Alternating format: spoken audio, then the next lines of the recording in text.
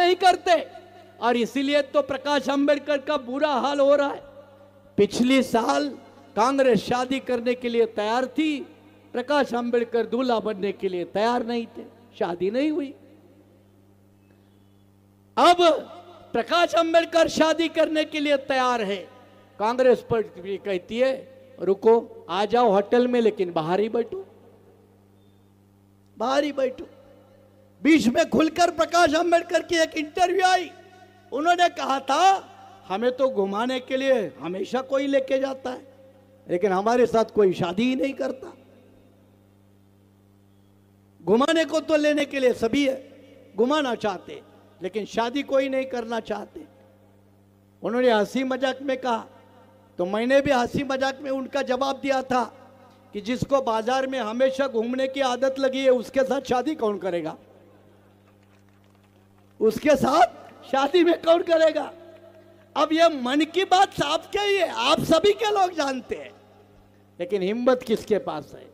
हिम्मत होने के लिए ताकत लगती है, नीतिमत्ता लगती है, संगठन लगता है।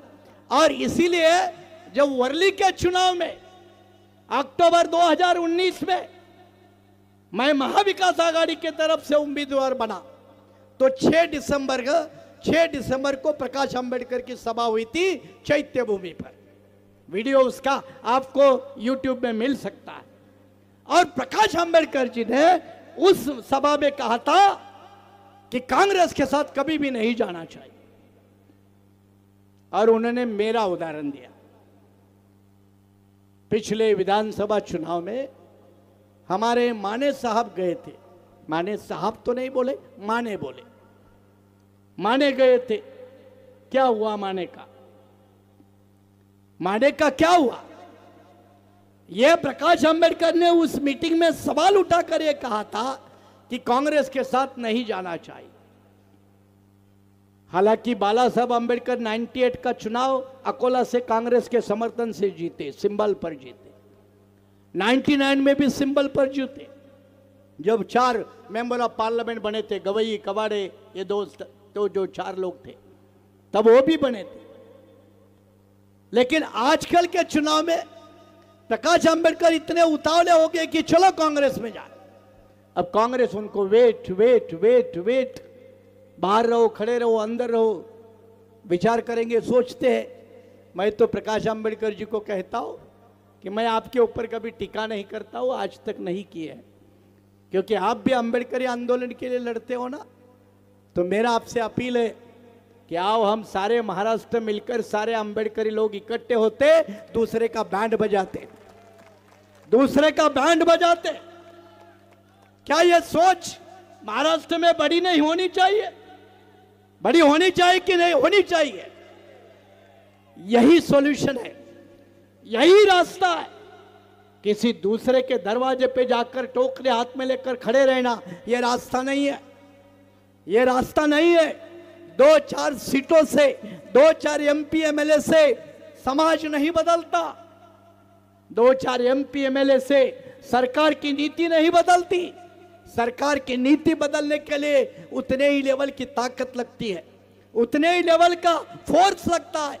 और मेरा मानना है कि महाराष्ट्र के छोटे बड़े सारे अंबेडकरवादी आपस में मान सम्मान अपमान की परवाह किए बगैर जिस दिन इकट्ठे बैठेंगे, महाराष्ट्र की राजनीति उनके पैरों तले खुद आएगी, उनको किसी के पैरों के पास जाने की जरूरत नहीं पड़ेगी। और इस बात को मानने वाला मैं हूं, सिर्फ मानने वाला नहीं हूं, उसके लिए काम करने वाला हूं। उसके लिए खुद के पार्टी को सीटें मिलती है कि नहीं मिलती है इसकी परवाह न करते हुए इस जंग को अगर जीतना है, क्योंकि जंग एक दिन की नहीं है, यह जंग लंबी है, उसका एक रास्ता बहुत लंबा है। यह जंग जीतने के लिए कोई मान अपमान सहन करना पड़े तो भी करने की हिम्मत होनी चाहिए। कोई 2-4 चमचे साथ में रखकर जिंदाबाद मुर्दाबाद के नारे लगाकर मुंह में नहीं खड़ी किया जा सकता। कांशीराम जी हमेशा कहते थे, तालियों और गालियों से कभी आंदोलन खड़ा नहीं होता, तालियों और गालियों से कभी मूवमेंट खड़ी नहीं होती, और तालियों और गालियों से कभी राजनीति नहीं खड़ी होती। उसके लिए कंस्ट्रक्टिव एजेंडा, संगठन, लीडरशिप के साथ काम करना पड़ता है। और वो लीडरशिप चाहे जंगल में रहने वाला आदिवासी हो। हमारे दराते जी आए थे पिछले महीने में, अपनी पार्टी की बड़ी रैली गढ़चिरौली में संपन्न हुई। मेरा अध्यक्ष और प्रभारी यहाँ मंच पर बैठे हैं। गढ़चिरौली जैसे छोटे से आदिवासी बहुल जिला के में वो अगर अपनी ताकत खड़ी कर सकते तो नागपुर लोकसभा के अंदर 5.5 लाख सिर्फ बुद्धिस्ट वोटर है, सिर्फ बुद्धिस्ट वोटर है। 30 लाख से ज्यादा ये नागपुर लोकसभा की सीट है, उसमें 5.5 लाख से ज्यादा बुद्धम शरणम गच्छामि वाले वोटर है। अरे इन्होंने भी मन में ठान लिया ना, हम किसी अपने बंदे को सांसद में भेज के रहेंगे, किसी के बाप की औकात नहीं उसको रोक सके। इतनी ताकत आपके बीच में है, लेकिन यह ताकत का एहसास नहीं है। सिर्फ हाथी साथ में लेकर इधर उधर घूमना मतलब ताकत नहीं होती। हाथी पालने के लिए औकात लगती है। और इसलिए हमारे पृथ्वीराज जी जब वो टाइम्स ऑफ इंडिया का जिक्र कर रहे थे इंडियन एक्सप्रेस का, तो इंडियन एक्सप्रेस में ये लिखा है कि this is the time to look beyond BSP.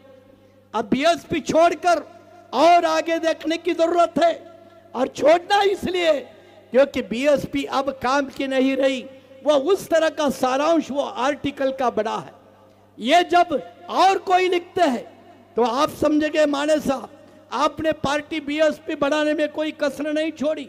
मेरे इस समय में 2014 के चुनाव में महाराष्ट्र में 6 सीटें 2 नंबर पे रही, यही उत्तरी नागपुर में हम 2 नंबर पे रहे।